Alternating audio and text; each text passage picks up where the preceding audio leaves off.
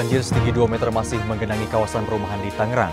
Sementara jalur kereta api Jakarta-Tangerang masih lumpuh. Bak tsunami, banjir yang melanda Jakarta ternyata juga menerjang habis ratusan rumah di bantaran Sungai Ciliwung. Halo pemirsa, kedua laporan tadi akan mengisi jumpa kita kali ini. Saya Gustaf Olia. Pemirsa, inilah Seputar Indonesia.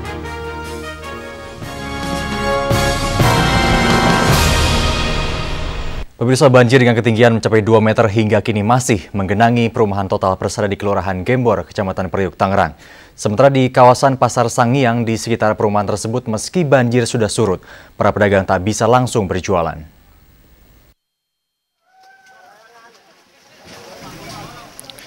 Memasuki hari ke-10, banjir di kawasan perumahan Total Persada Tangerang ini masih mencapai ketinggian antara 1 hingga 2 meter. Sebagian besar warga masih mengungsi, meski masih ada juga yang bertahan di lantai 2 rumah mereka. Sementara itu, para pedagang di Pasar Sangiang maupun di pasar tradisional Perum Total Persada yang terletak di lokasi yang lebih tinggi, mulai membersihkan dan membenahi barang dagangan setelah banjir mulai surut. Namun mereka tidak bisa langsung berdagang karena banyaknya lumpur dan sampah yang menggenangi kios dan merusak barang dagangan. Sedang mereka yang telah membuka kiosnya sejak Minggu pagi ini belum kedatangan pembeli. Seorang pedagang sembako mengaku kerugian akibat banjir kali ini dapat mencapai puluhan juta rupiah. Berapa? 10 hari nggak jualan. Mengenai banjir, itu selama 1 minggu lebih, itu belum surut. Itu sampai 1 plafon masih belum kering.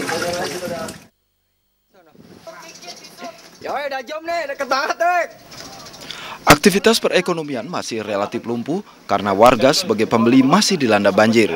Di samping itu, akses dari perumahan menuju pasar juga masih belum bisa dilalui kecuali dengan becak yang dimodifikasi menjadi perahu.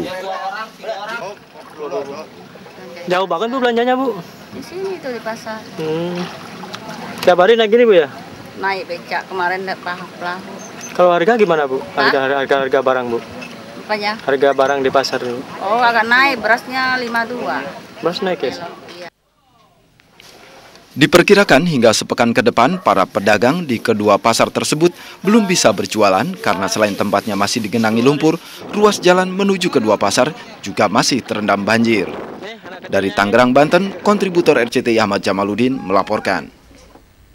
Sementara itu, 5 stasiun kereta api jalur Jakarta-Tangerang hingga hari ini masih terendam lumpur. Akibatnya, jalur kereta api ekspres ekonomi jurusan Tangerang Kota sampai saat ini belum bisa dilayani.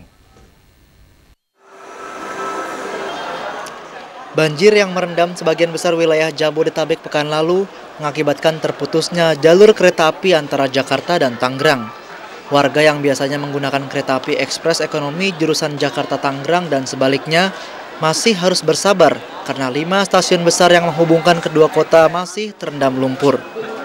Kelima stasiun itu adalah Kampung Bandan, Puri, Rawabuaya, Poris, dan Tangerang. Perbaikan yang dilakukan PT KAI baru mencakup pantograf atau sumber tenaga listrik yang sempat roboh di beberapa tempat, diantaranya Cakung, Jakarta Timur. Belum diketahui kapan jalur kereta api ini akan kembali pulih. 2 buah loket penjualan tiket pun masih tutup. Muhammad Budi dan Amrul Hakim melaporkan. Pemirsa, penyusuran rekan kami Eko Budi Utomo di Sungai Ciliwung, Jakarta siang tadi disambut pemandangan mengejutkan. Ratusan rumah di bantaran sungai ini hancur tak tersisa. Sungai Ciliwung kini tak hanya digenangi sampah, namun juga harta benda warga yang hanyut tersapu banjir.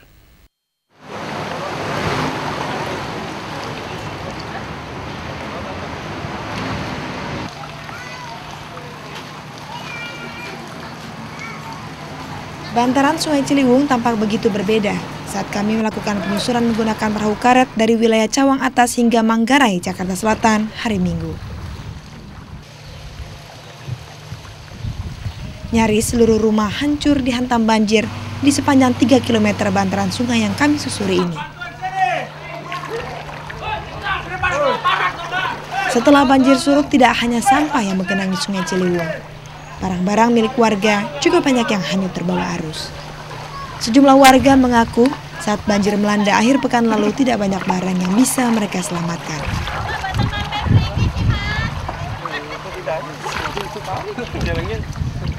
Ibu Kartini misalnya. Meskipun rumah di wilayah Manggarai masih utuh, seluruh harta bendanya hanyut terbawa banjir. Barang miliknya yang tersisa hanyalah pakaian yang dibawanya saat mengungsi. Ia mengaku belum pernah melihat banjir sebesar ini sejak tinggal di bantaran ini 20 tahun lalu. Barang-barang pada kanyut, kerem semua, pokoknya yang kerendam dibuangin semua, nggak ada yang kepake, Pak. Habis semua, TV apa aja kanyut, direndam. Semuanya. Kalau orang nggak ada, Pak? Kalau orang selamat nggak ada apa, sehat semua. Tapi kalau bahan di rumah udah hilang semua. Sejumlah warga di bantaran Ciliwung kini berupaya memperbaiki rumah yang rusak. Meskipun selalu menjadi korban langganan banjir, sejumlah warga bertekad akan tetap tinggal di bantaran sungai yang telah menjadi rumah mereka selama bertahun-tahun ini. Eko Budi Utomo melaporkan. Pasca banjir yang melanda sebagian besar wilayah Jakarta dan Tangerang, berbagai penyakit seperti diare dan flu menyerang korban banjir yang kebanyakan adalah anak-anak. Warga pun mendatangi posko-posko kesehatan untuk mendapatkan pengobatan, seperti di Posko Kramat Jati, Jakarta Timur, dan Ciledug, Tangerang.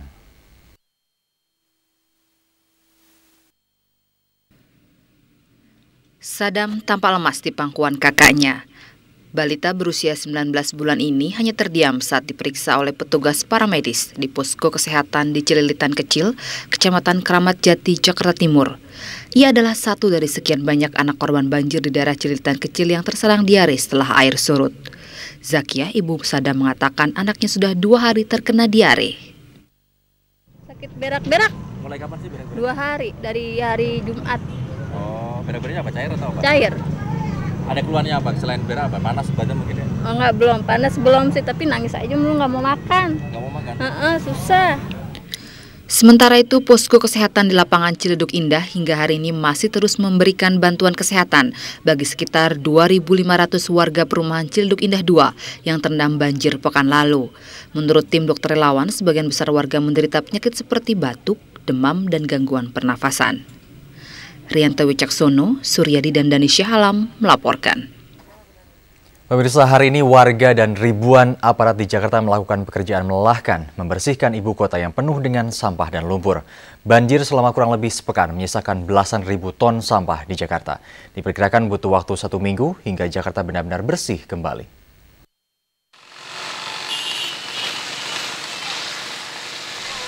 Sampah di Bukit Duri, Tebet, Jakarta Selatan ini hanyalah sebagian kecil dari tumpukan sampah yang menggunung di ibu kota pasca banjir. Upaya untuk membersihkan sampah ini bahkan menyebabkan kemacetan lalu lintas di ruas jalan ini hari Minggu.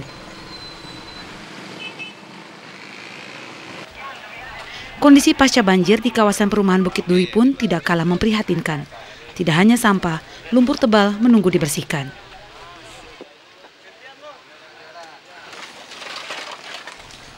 Wilayah Grogol dan Petamburan, Jakarta Barat juga mengalami kondisi yang sama. Ratusan personil TNI dan Polri dikerahkan untuk membersihkan wilayah yang sempat terendam banjir setinggi 2 meter.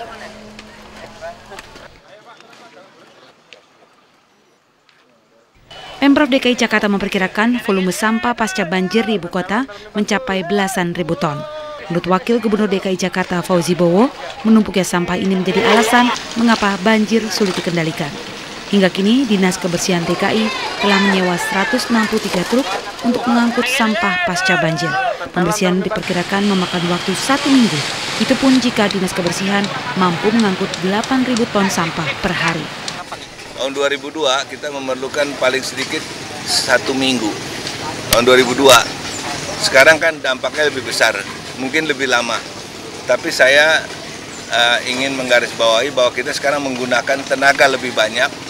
Kebersamaan kita dalam menghadapi bencana ini kelihatannya lebih baik daripada tahun 2002. Mudah-mudahan waktu yang kita butuhkan tidak terlalu lama seperti tahun 2002. Gubernur DKI Jakarta Sutioso meminta warga yang wilayahnya belum selesai dibersihkan segera mengungsikan anaknya ke tempat yang lebih aman untuk menghindari penyakit pasca banjir.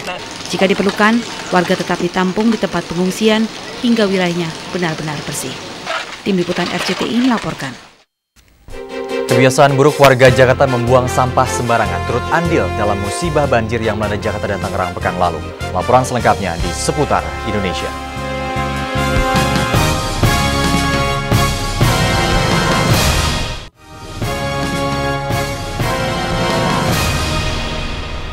Pemirsa, pada musibah banjir lalu Pemda DKI disorot sebagai salah satu pihak yang paling bertanggung jawab. Namun sadarkah kita bahwa banjir juga ternyata disebabkan oleh keteledoran kita, warga Jakarta, yang tanpa sadar sering membuang sampah sembarangan dan membangun rumah di bantaran sungai. Selama puluhan tahun, Sungai Ciliwung menjadi sahabat akrab ibu-ibu ini. Tanpa mengindahkan bau busuk yang menyengat karena sampah yang menumpuk dan menghambat aliran sungai, mereka menggunakan air sungai yang keruh untuk mandi, mencuci, bahkan sebagai tempat sampah raksasa. Salah satunya adalah Suki.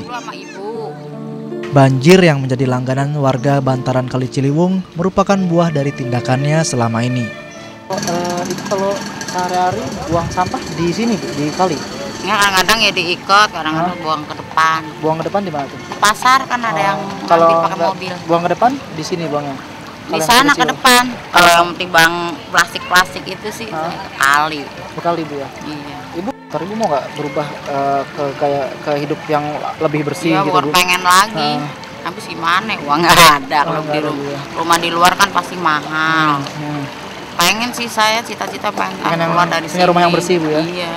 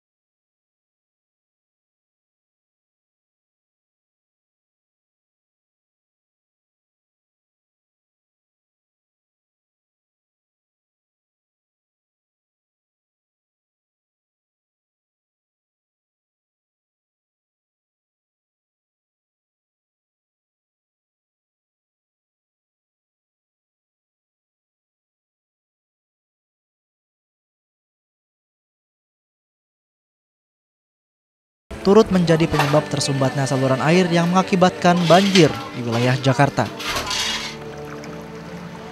Lebih parah lagi, puing-puing dan perabot rumah tangga dari bangunan di bantaran sungai yang hanyut terkena banjir ikut menjadi penghuni di Sungai Ciliwung.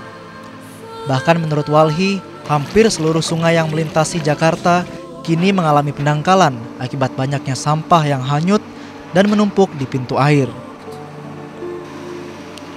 Dinas Kebersihan DKI Jakarta pun kerepotan membersihkan sampah yang semakin menggunung. Apalagi Dinas Kebersihan dan Pekerjaan Umum hanya memiliki 19 eskavator dan 212 truk sampah untuk membersihkan sampah di sekitar 20 sungai sepanjang 500 km dan wilayah pemukiman di DKI Jakarta. Jumlah tersebut pun masih dirasa kurang. Kendalanya adalah kendaraan angkutan. Seperti kita ketahui kan, angkutan kita yang dimiliki oleh Pemda sendiri memang tidak mencukupi karena dengan luasnya cakupan, luasnya wilayah banjir ini. Jadi kita dibantu juga, kita sebagian kita sewa. Banjir sudah terjadi dan nyaris menjadi tradisi di Jakarta.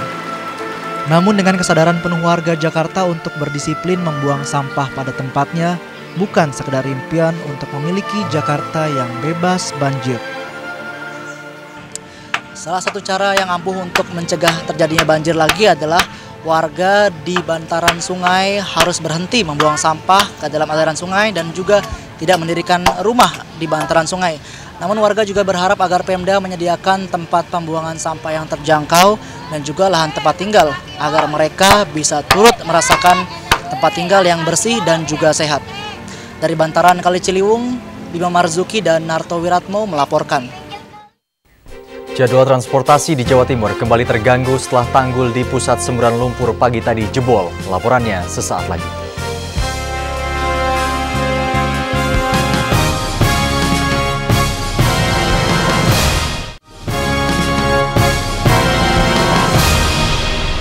Pemirsa, Dewi Puspita, korban banjir warga Cipulir, Jakarta Selatan yang menderita patah tulang saat evakuasi pekan lalu, akhirnya menjalani operasi tulang pada tulang pinggul kanan Minggu pagi. Dewi sempat terlantar karena saat di pengungsian ia hanya mendapatkan bantuan obat-obatan seadanya. Menurut tim dokter Rumah Sakit Pertamina yang menangani operasi Dewi, kondisi gadis berusia 20 tahun ini sudah cukup parah bila saja tak cepat mendapatkan pertolongan medis. Walau tanpa didampingi sanak keluarga pada saat menjalani operasi, Dewi tetap tersenyum lega setelah dioperasi pagi tadi oleh tim dokter Rumah Sakit Pusat Pertamina. Biaya operasi dan pengobatan Dewi semuanya ditanggung oleh MNC Peduli dan Rumah Sakit Pusat Pertamina. Beralih ke Jawa Timur, tanggul utama di sisi utara pusat semburan lumpur Lapindo Minggu pagi jebol. Luapan lumpur panas terus mengalir melalui celah tanggul yang pecah menuju tempat penampungan lumpur di Desa Siring. Jebolnya tanggul utama di sisi utara pusat semburan terjadi saat hujan turun deras Sabtu malam. Sejumlah pekerja yang sedang beraktivitas di sekitar lokasi langsung dievakuasi. Akibat jebol dan pecahnya tanggul utama itu, air lumpur yang mengendap di sekitar Desa Siring meluap ke arah utara menuju rel kereta api dan jalan raya yang mengakibatkan ketinggian air di jalur kereta api makin meningkat. Perjalanan kereta jalur timur Surabaya, Malang, dan Surabaya Banyuwangi kembali mengalami keterlambatan. Pemirsa, apa rahasia kota Yogyakarta hingga tidak pernah dilanda banjir seperti Jakarta? Jawabannya sesaat lagi.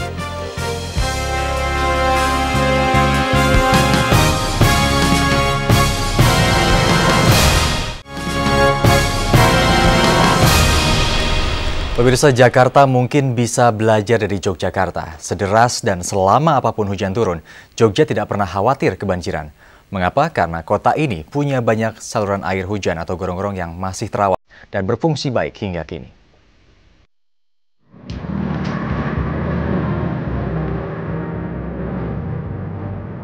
Banjir di Jakarta, Yogyakarta tidak bergeming.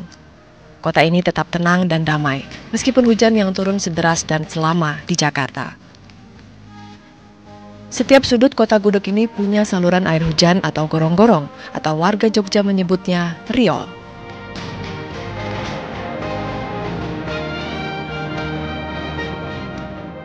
Mungkin inilah salah satu peninggalan penjajah Belanda yang masih berguna hingga kini. Riol-riol ini antara lain terdapat di kawasan Baciro, Kota Baru, dan Ngampilan. Meski sudah tua, saluran air hujan ini masih berfungsi dengan baik dan terawat baik. Melalui Dinas Kim Praswil, pemerintah Kota Yogyakarta malah terus menambah riol-riol baru di semua kawasan Kota Yogyakarta. Kota Yogyakarta juga pernah dilanda banjir, tapi hanya sekitar bantaran Sungai Winongo, Code atau Sungai Gajah Wong. Itu pun tidak sedahsyat banjir di Jakarta. Hebatnya, setiap riol rata-rata sebanding dengan jumlah bangunan di kawasan tersebut. Sehingga air hujan akan tertampung dan disalurkan ke Sungai Winongo, Code atau ke Sungai Gajah Wong yang merupakan induk saluran air hujan.